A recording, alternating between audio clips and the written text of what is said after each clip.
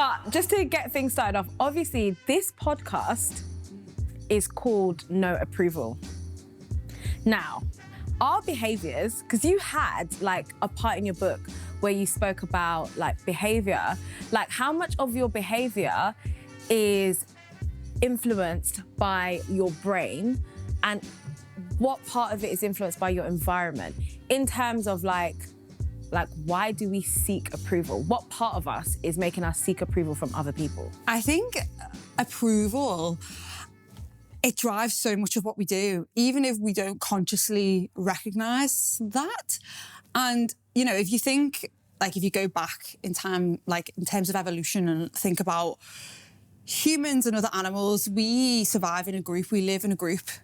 It's actually like fundamental for us to live, to be in groups together. We wouldn't really survive out by ourselves.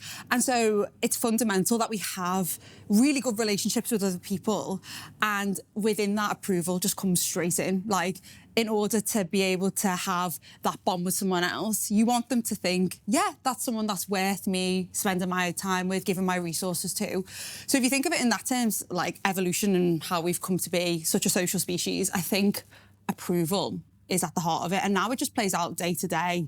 You know, you learn quite early on. I think the brain when you're younger is so plastic and you're learning.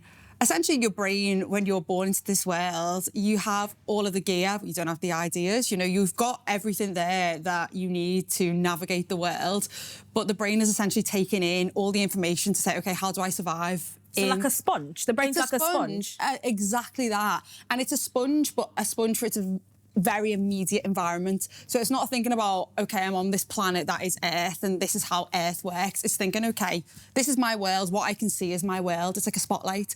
So it's essentially learning like, OK, this is how my parents interact with me and this is how I respond to them in order to survive in that situation. So I think we learn all these patterns from school, teachers, parents.